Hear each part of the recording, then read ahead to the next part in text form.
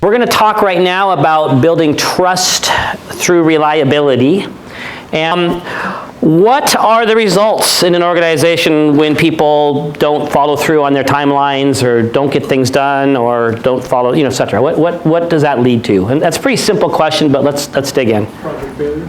Okay, so we actually have failure. We have results that aren't as positive as they could have been. What else? Trust. Big one is trust, right? In fact, I want to frame trust with you a little bit, and I mentioned this a little bit on one of the previous days, but I want to talk to you again about capital T trust and lowercase t trust. So the word trust is being asked to carry way too much meaning, because it's a really big word. My wife trusts me in capital T trust, and I trust her. I am confident that she loves me, and she's confident that I love her. We're not going to cheat on each other. We're going to be there for each other emotionally as well as we can. Big T stuff. Does she believe me when I say I promise to remember the oranges and the bread and the avocados? No, because I'm a promoter and I think I can remember everything and I don't write it down and I show up back at home without the thing. I actually one time, back when my kids are adults right now, but when they were little, we live about half an hour from town, and I was so excited one night when I got home from town and I had remembered all the shopping items. And I said, honey, I got the milk, I got the bread, and she goes, where's Aaron? Who I had dropped off at the cousin's to be babysat while I was shopping. And I forgot Aaron. So the fact is she doesn't trust me on that level, right? Lowercase t, there's areas in our life where we don't trust each other, right? But you see how different that is than capital T? Now, the reason I'm telling you this is because in organizations, especially when it comes to issues of reliability, follow up, follow through, right? There can be a lot of little t trust violations that end up feeling like a big T, right? Does that make sense? Like if I'm your boss and I say, I promise I'll get that back to you, and I miss it once or twice, you're going to give me grace, right? But if that's a little bit more of a habit, you're going to start grain of salting what I say, right? I'm going to lose some credibility. And when an employee or a peer doesn't follow through, doesn't get back to me, over time, I start adjusting. I start adjusting my trust level, and it starts to chip away at the, it starts to tear the fabric of reliability and trust in the organization. So this personal accountability and follow through is a big deal. Now, this question also might seem simple, but what are reasons people don't follow through on commitments? Because there's lots. What are reasons why I might not produce a report that I promised I was going to produce? Change priorities. Meaning that I myself might change my priorities, or you might, or we might not be aligned on priorities, right? I might not think it matters to you as much as it does. Exactly. What else? How about I just forgot? How about I'm busy? Too much on my plate. What else? Lots of reasons. Self-awareness, being overcommitted. Yeah, I might not have any margins because I'm overcommitted. What else? Let's be a little bit less generous. How about you gave me the job, right, or the task? I don't want to do it. I like you. Oh, okay. Ooh, you're getting really nasty now. How about I'm passive aggressive and I just don't like you? How about I think you're going to forget? Right? I don't think this will be a priority for you in a month. It's not that important. I don't think it's that important to you, actually. Or it'll become less important to you, because you might have a history of that, by the way. You might have a history of, I really need this, and then never mentioning it again, right? Credibility, right? So, yeah. In fact, here's one of the main reasons people don't follow through, and this is kind of getting to our point. All right, let's say that I asked Brandon to do a piece of research for me. And he says, sure, Mike, when do you need it? And I say, whenever you get to it. Now, where does that end up on Brandon's to-do list? Actually, it probably doesn't even make the list in reality, right? And this is good. This next piece we're going to talk about is, I know I said this already about sponsorship. This is even simpler, but it's actually a thing. We're going to talk about buy-wins. And we're going to talk about why buy-wins matter. And I'll tell you right now, there was a time period about a decade ago where Boeing managers were required to wear these stupid little pins that said, ask me for a buy-win, because they were actually trying to change their culture in this particular area right here. So we're going to talk about this briefly. We're going to talk about buy-wins and why they matter and how to use them. One of the main reasons people don't follow through on commitments is because there was no established buy-win. Because what happened here, and I want to actually make this story a little darker, because unfortunately, here's what happens. I've asked Brandon to do something. He said yes. He asked me when I need it. I said whenever you get to it. We both walk away. I am still waiting for the report, right? He has the message that it doesn't really matter when he does it, right? I start losing trust in Brandon. See how sad that is? It's actually my fault, at least to some degree, that I've lost trust in Brandon, because he's kind of doing what I said, which is whenever you get to it, and I'm still waiting for the report. Now, this report becomes urgent 3 weeks from now. Brandon, where's my report? Oh, I haven't started.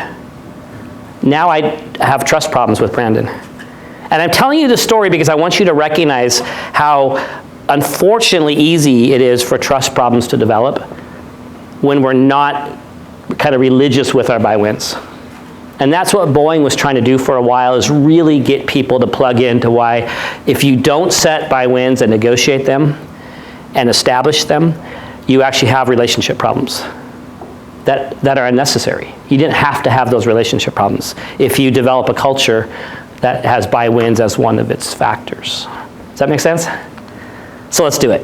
Let's dig into this. You're going to have a page that describes buy-wins. I'm going to give you some steps. It's simple. Let's walk through this. First step, give a buy-win. And this has some subpoints, and you're going to have to add a couple things here. But first of all, if you don't get a buy-win, what should you do? That's why Boeing was wearing those pins. If I say, Brandon, would you do this report? And when he says, when do you need it by, he's actually asking me to give him a deadline. Because what that communicates to him, it allows him now to do some prioritizing. Now what happens, in fact, I'm going to actually role play with you, Brandon, and we're going to do an unrehearsed role play. See how good you are at improv. All right? I'll put the hint up here. There's the hint. All right. Do you see the hint? Make sure you read your hint. Okay. Brandon, could you get this report done for me? Sure, no problem. When do you need it? Oh, when do I need it? It's almost 3. What day is this? Tuesday? Tomorrow morning at 8. Okay, that's probably a little soon. I have a few other things on my plate. Is there any chance we could push that out at the end of the week? Thursday? Could you do Thursday? Thursday by 3? Okay, sure. Awesome. Give him a round of applause. That was good improv. Good improv, right? I tried to do that with one of your colleagues last week. I go. Can you do a report for me? And she goes, no. Okay. All right. Well, that was not even close to the improv we're trying to do here. That's not how it works. Okay. What he did there, of course, was he asked, he received, and then he realized that's not going to work. And in reality, isn't it better for him to be realistic and authentic here? Because if he pretends to, or if he says yes out of fear, if he says yes just because I'm the boss, look at the possible implications now. Something else might fall off his plate that was really important. Here's another one. It might cost him personally unnecessarily, right? He might stay up all night tonight, right? And then only to discover I didn't really need it by tomorrow. I could have waited an extra day or two, right? So this piece right here is actually really important. And you want your people to be empowered to do this, because I don't want false or fake or inauthentic responses. right? I don't want people to just say yes and then blow it off. I want people to actually negotiate. Now, is it possible there at times are going to be hard stop, no, I can't negotiate? Is that going to sometimes happen? Right, of course it will.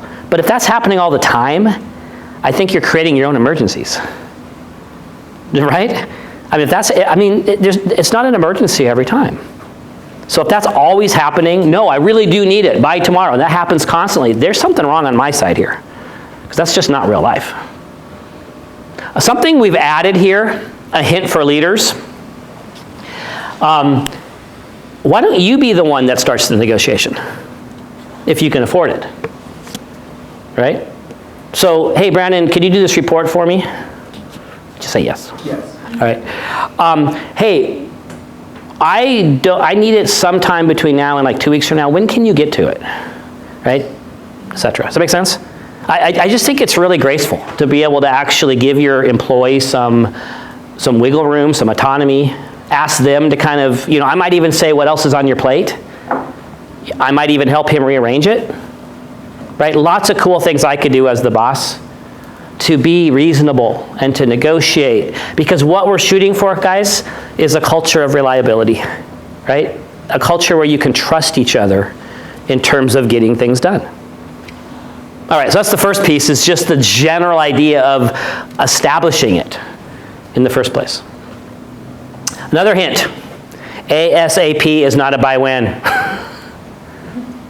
ASAP has no meaning. Now, there's exceptions, okay? Melissa, something just came up, and I have an appointment with my client in half an hour. Would you cancel it for me? Do you see how I don't need to establish a by-win right there? That's pretty self-explanatory. Every so often, ASAP makes sense. We really are in an emergency right now where something sudden just happened. Hey, as soon as you can, could you get over to so-and-so, right? There's nothing wrong with as soon as you can. What that literally means is, now, kind of, right? But other than now, don't use ASAP. That means nothing. Does that make sense to everybody? Or you guys agree with that? Any thoughts on that? As soon as possible should mean, can we agree that as soon as possible literally should mean now? Yeah. Like it really does mean, unless something else is dying, stop what you're doing and, et cetera. Or maybe end of day or something. But I don't want you to think that you've done a by-win by saying as soon as you can get to it. Because as soon as you can get to it is not a by-win. In fact, it's the opposite of a by-win. All right. You can't overuse it either. It loses its meaning and you're doing it wrong. You have to use it constantly. Yeah. If you're always running around saying as soon as possible, you're creating emergencies or you're creating fake emergencies. They're not really emergencies, so you lose credibility. Meet your by-wins. Take them seriously. This is reliability. This is follow-through. If you've done the work of establishing it and negotiating it and you guys got on the same page, it needs to kind of be a thing because you run the risk of creating that trust problem with you and your colleagues if you don't. What are you supposed to do if you know you're going to miss your by-win? Early. Get way ahead of it. Hey, that report that I told you I was going to have by Friday, this other big thing came up. I'm not going to get there. Can we negotiate that? Do you guys see how that itself creates trust? When you come to me and renegotiate a by-win that you're not going to make, it makes me trust you more. Because what that tells me is you have it on your radar. And you are taking it seriously. So much so that you came to me and said, I'm not going to make it. Can we do something else? Can we shuffle something? That's when I've seen this taught before, that third point there, that's a really important piece of the moving parts here, is that make sure that you are tracking your by-wins and getting ahead of them. Because when you come to me on Friday and say, I'm not going to have the report today, that's missing a by-win. That's too late. Okay. Right? Follow up on by-wins you have given. This is actually an easy one to miss because I'm looking at I'm kind of reversing roles here, right? Patrick and I have agreed on a by-win that he's going to do for me, right? He's going to do something for me by a week from Tuesday. I need to track that because what happens if we get to a week from Tuesday and he doesn't produce it and I don't say anything? Do you see why I have that hint up there? I've just taught him something. What have I just taught him? He doesn't have to follow. Yeah, my buy-wins don't count. Right? So when you give buy-wins and you establish them with someone and you negotiate, write it down, have it pop up on your calendar, something. Because if you let it go, consciously or not, you're giving a strong message that that person gets to blow off your buy-wins from now on. Okay? So there's some work here. There's some organization skills behind this. Be truthful. And this is different than what your book says, but it's be truthful about your buy-wins. This one takes a little bit of description, or a little bit of explanation, but this kind of goes back to the ASAP thing, right? How many of you have ever had a situation where someone in authority gave you a really tight buy-win on something, and you provided what they needed, and you know they didn't even look at it or use it for days and days and days? Has that ever happened to you? Okay, there's a trust problem right there, right? Don't make up false buy-wins. Now, this is not a false buy-win. I'm asking Tyler for something by Thursday. I'm not going to use it till Tuesday, but I need a couple days with it to look at it and edit it and write and play with it. That's not a false buy-win, right? And he shouldn't be second-guessing me on that. But I've been in several situations where it's been an emergency, I need it by this day, and then I know full well the email wasn't even opened, like for a week. That means that I got put into this sort of false sense of urgency for no reason at all. And that becomes a trust issue. So we're just saying, be honest, be real. It's okay to give yourself some buffer time. It's okay to say I need it before the actual presentation date. That's fine. But let's give each other a chance to kind of prioritize and map out their life without false information.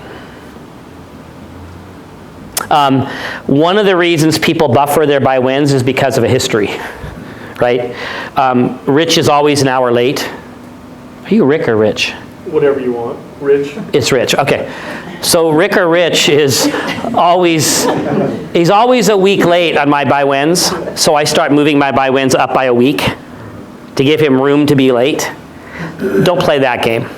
Now we're playing right into the dysfunction. As opposed to dealing with the problem, we're actually exacerbating the problem now because I'm actually giving him permission to be late.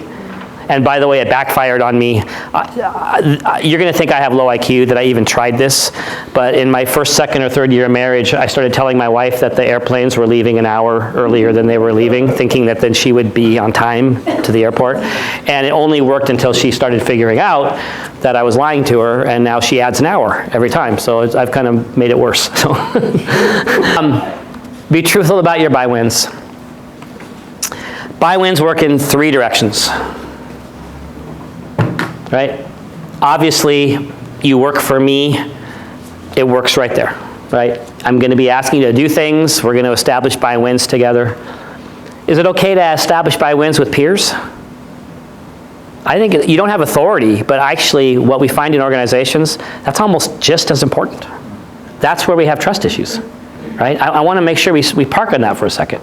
This is not just for chain of authority here. Right? This is peers. This is the respect that we give one another by establishing and negotiating our buy-wins. That is actually one of the things that helps us work together well. And then what's the third direction? Yeah, I hope there'll be openness to this here. Boss says, hey, I'm going to get this information, and you might want to ask him or her when. Or you're going to ask your boss to do something for you, and you might say, hey, can we figure out when that's going to happen so I can plan, right? I'm hoping that the people above you in the organization will have the humility to get that buy-wins have to work both ways. So that's really the rocket science concept there, guys. It's simple. It's simple. It takes 10 minutes.